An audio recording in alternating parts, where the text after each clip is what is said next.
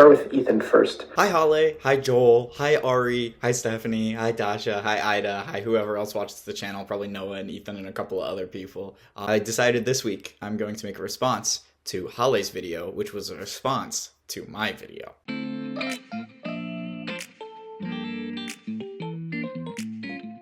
Alex, as you know, is a chemistry teacher, so she really enjoyed it. She might even show it in her biochemistry of foods class. Whoa, that's very cool to me. I do think that of all of the videos I've made, the one that would be the best for a biochemistry of food class would actually be the one I made about why coffee has foam and tea doesn't have foam. But yeah, I that's so cool to me. I wanted to talk a little bit about why I made my last video. I took a bunch of classes in college that involved reading stuff like this. Of course, books like this are notoriously hard to read. So I thought it might be interesting to do a video where you watch me not just read it like an audiobook, but try and understand what the text is saying. I know that as a student, I would have liked to have an example of that I never got. The more I have thought about your video, the more I have liked it, and I've actually brought it up a couple of times, like at work. Not your video, but the concepts from your video. I think for me the difference is when I got confused with readings like that, the first thing I would turn to is internet sources. Like I would, if I was, for example, reading a really complicated book, I would be going to YouTube and looking for people's breakdowns and explanations. And I think it boils down to the idea of salience. Like, I really struggle to pay attention to something for a long enough period of time to like digest it in that way. So I needed someone who would have the salience, like the ability to grab my attention and hold on to it and walk me through it.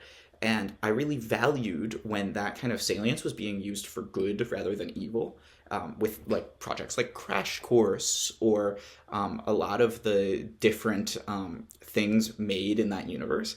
And so I think when I think about YouTube videos and these kinds of educational videos, I really value that like grab and hold on to.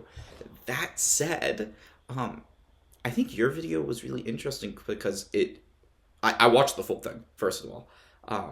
I was not really interested in it to begin with, but by the time you sit with something for 45 minutes and think about it and really think through, like, here is what a use value is, and here is what what's the word for it?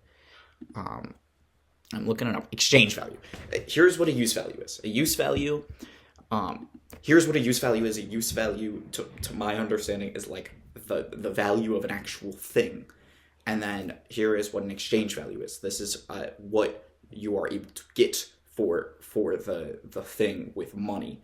And the more I've read about it, it seems like what he will later argue is that the difference between those two values comes only from labor, and specifically the exploitation of labor, because people are being paid less than what their value that they create is actually worth. And I think seeing the way that you go through a text is so interesting to me, because it's so different from how I would approach it. How I would approach it is I would skim the whole thing. I'd be like, here are the 5 keywords, and then I'm off, and I'm elsewhere, because I value that kind of learning, but I'm really bad at it. Whereas the way that you go about it is so interesting, because it's like you value the idea as Karl Marx has written it, whereas I value someone else's digestion of it.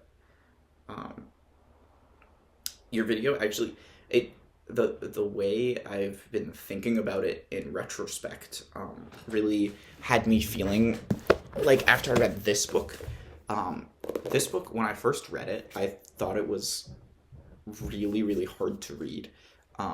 It's a book about a teacher who's like visiting a man who's on death row, And the book, it feels like the same thing happens like 30 times in the book. It just feels cyclical and cyclical and cyclical. And then when it ends, you don't even get to hear about the execution or anything. The book just ends, and that's it. And at the time I read it, I was like, this book is so poorly written, it's so boring. But like, as I have thought about it, I read this book now 8 years ago. I think about it a lot, because it's like that feeling that this book gave me is actually how it would feel to be sitting on death row or being friends with someone who is on death row. And that is like an experience that I will probably never have. Like, God forbid I would have that experience, but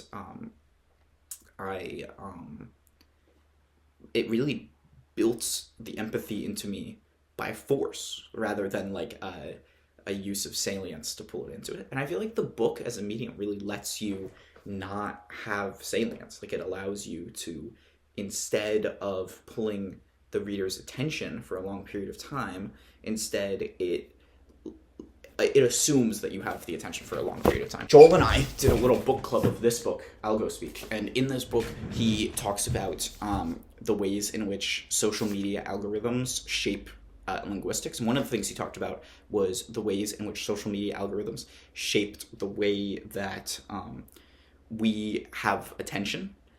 And he was saying that it's easier to write a book like this because he is not worried about keeping our attention for the whole time. He just assumes that he has it for the whole way through the book, because we already have some buy-in. Whereas in a video format, you don't have that buy-in, and it ends up making you feel over that time like people are like clawing at you, especially short-form media.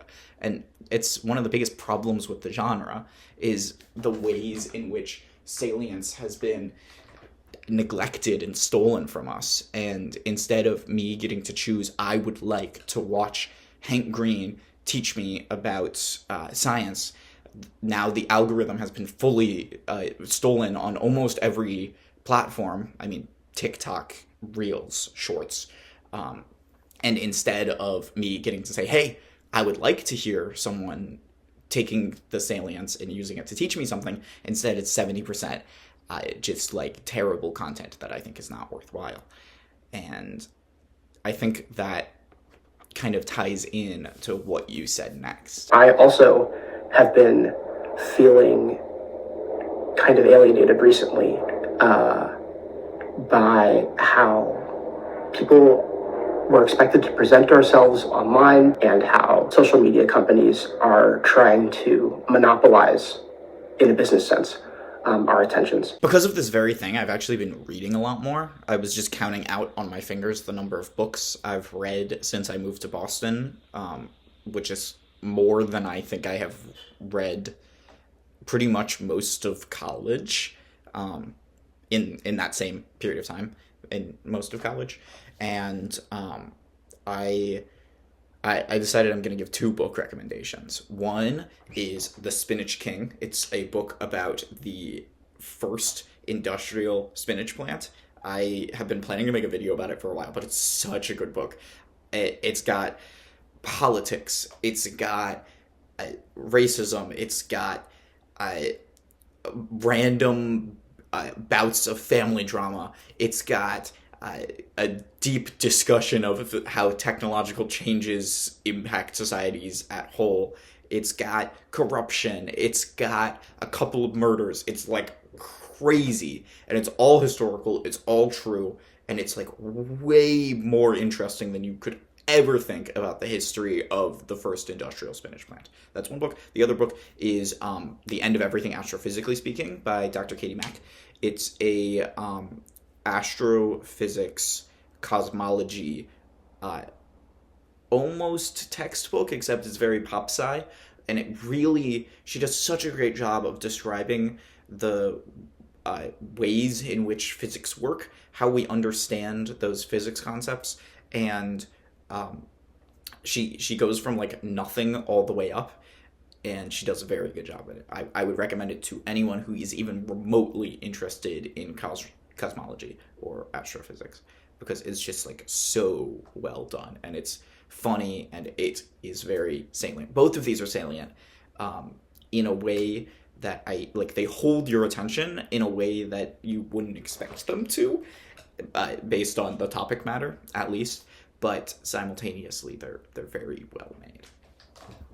I've been wondering what prompted you to dye like this portion of your hair. So, I dyed this portion of my hair. When I dyed it, it was all the way down to the root, so it was this long ago. It was over a year ago now I dyed it. I did it in Berlin on New Year's Eve, plus or minus a couple of days. I was at my friend Jan's childhood home, and he was dyeing his whole head, and about half of the dye was left. And I was like, well, if he was able to dye his whole head, then I at least would be able to dye, half of it. And so I was planning to just dye one side of it, and this is the amount that we got to before we fully ran out of dye.